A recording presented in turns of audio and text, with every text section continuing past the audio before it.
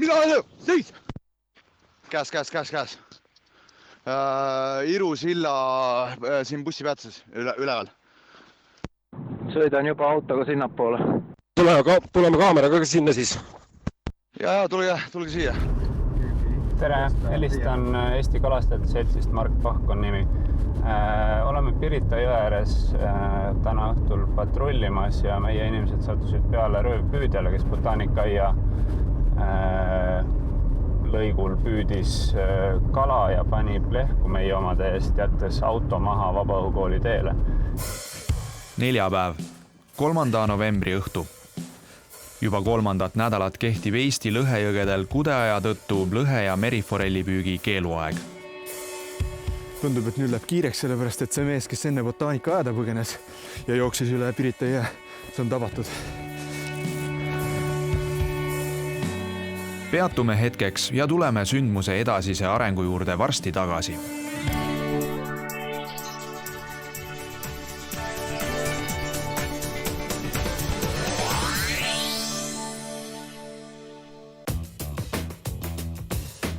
Eesti Kalastajate Selts on hobikalamehi ühendav kodanikuühendus. 2014. aastal loodud mittetulundusühingu tõeliseks südameasjaks on kudevate kalade kaitsmine röövpüüdjate eest.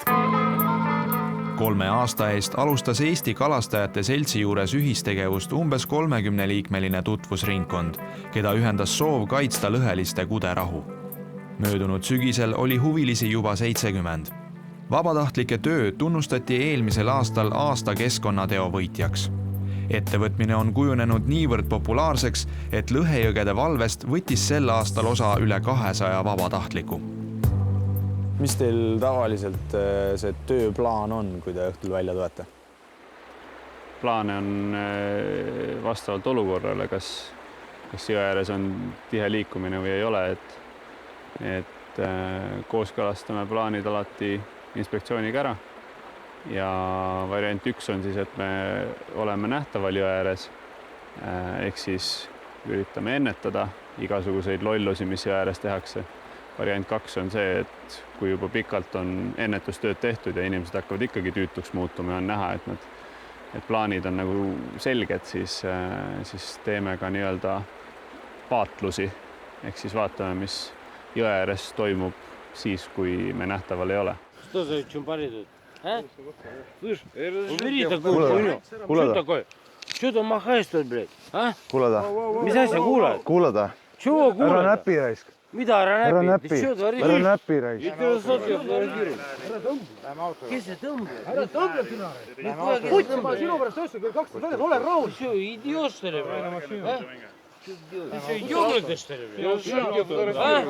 Kahjuks näevad kalakaitsjad sellist pilti lõhepüügi keeluajal jõgede ääres üsna sageli. Olgu öeldud, et antud meeste vastu ei algatatud menetlust, kuna puudusid röövpüügile viitavad tõendid. Kas te ei karda vahel seda, et teie vastu töötab röövpüüdjate vastuluure? Kindlasti töötab, et me ei saa seda välistada, aga ka on olnud üsna bravuurseid väljaütlemisi jõe ääres, et me ju teame, mida te teete, kellega te teete ja kus te teete. Aga selle teadmise vastu räägib üks asi. Kala on jões alles. Kus see kaameramees on? Siin. Mis sa oled idioodiks oled peast läinud, tahad saada füüsilist? Ma näitan sulle täpselt samamoodi näkku. Sa näitad mulle praegu silma näkku, kuradi idioot oled peast. Ma jalutan koeraga, mul on koer kandnud. Ole ma käed ära, türa. Ole käed ära. Kui lõhe kudemine Pirita jões sel aastal õnnestub, koorub siin arvukas lõhemaimude põlvkond. Iga kala elu on kaalul ja nende kuderahu on vaja tagada. Ometi on kalakaitsjate kaamerate ette jäänud inimesi, kes püügikeelule vilistavad ja teevad röövpüüki lausa päisepäeva ajal. Siin ei tohi püüda.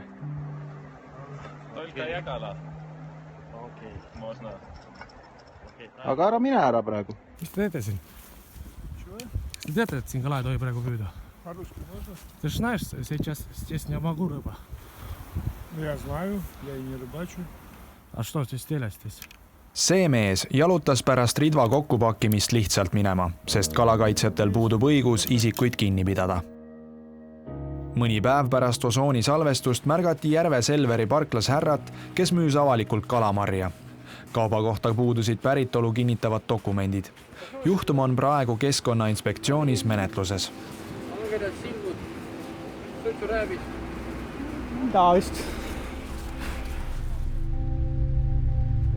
See, kus siin hele kruus on, see on kõik kalasaba poolt tagurpidi pööratud. Tavaline jõepõhi on siuke tume. Siin on põhimõtteliselt kalda ääres. Saaks siit mida iganes võtad kalasaba pidi välja, kui sa kuri inimene oled. Need, kes on paha peal väljas, on tegelikult kursis, et siin need lõhed on ja nad tulevad neile varsti järgi. Absoluutselt, siin vesi keeb selja taga. Just eile õhtul haarati Pirita jõest üks lõhe kudepesalt. Kala veri ja mari oli nirisenud lumele. Püüdja paraku pääses. Jõeäärseid jäljeradu uurides jõuame kohta, kus röövpüük toimus. Lume peal on lõhe marjaterad. Pole vaja just olla eriline geenius, et öelda, et siit on üks emane kala ära viidud. Tõesti uskumatu. Neil on reaalselt süsteem, kuidas siit kalad kätte saada. Kõigepealt teeb seire ära üks naisterahvas koeraga ja ilmselt antakse teada, kus parasjagu lõhed pesa peal asuvad. Ja siis tuleb see punt inimesi, kes peab need lõhed ära tooma. Kerime nüüd aja saate alguses nähtud sündmuse juurde tagasi. Osooni meeskond jälgib Tallinnas lõheliste kuderahu kaitsjate klapperjahti arvatavale röövpüüdjale. Mida on? Seis!